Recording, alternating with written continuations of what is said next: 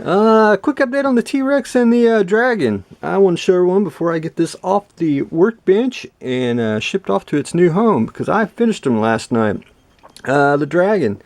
Last on the base, what I did was, I seen a bunch of these built up, painted gray, and he wanted a gray Dragon, and I didn't want basically a gray base, because it basically looked like you painted the whole thing the same color. So I went with a couple different browns and just airbrushed them on, and did a little bit of dry brushing, and then post shaded some inks on here just to break up the monotony.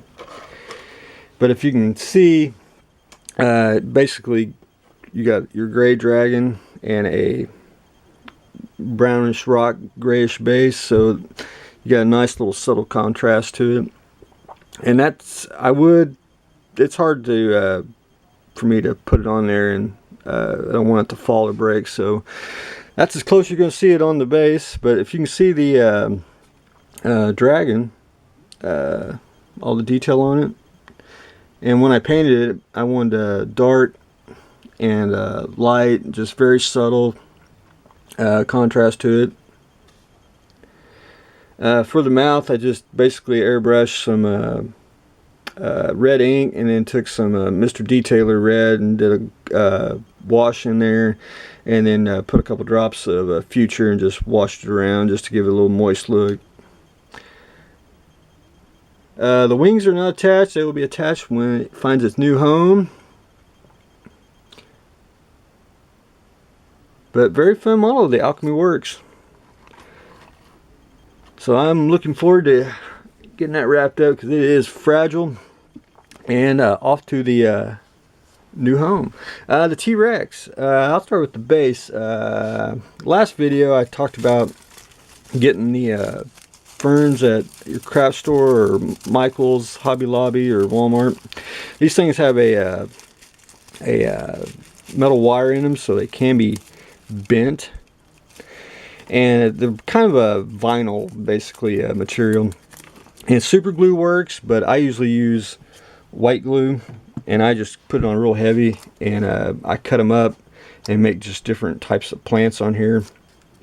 And once I put white glue down, I mean, they're really stiff on there, and there you have it. And I leave basically the way they are, and then I just take a little airbrush with some green and a little bit of black mixed in, and just kind of do a little bit of shading on there. But I didn't want to go overboard on the plants either, just to keep it simple, and just keep it very, very you know, you can go overboard on a diorama, and that's just something I didn't want to do. The T-Rex, as you can see, and you should, if you've seen the other videos, I did the just different shadings. Hopefully you can see the different, I call it tiger stripes, all the way down. And I did the same thing in the Dragon mount, did a wash, did put a little bit of Future on and everything. But hopefully you get the idea, something like that. And he'll be attached to the base when he gets to his new home. I didn't want to go overboard on the vegetation, just want to make it, you know, just very subtle, very, not clean, but just where you're more focused on the dragons than you are on the base, because sometimes the bases can always drag out the models. So that's all I got so far on that, because I wanted to show everyone how the completed T-Rex and Dragon before I get these all wrapped up and out the door. So stay tuned for those in the next exciting episode.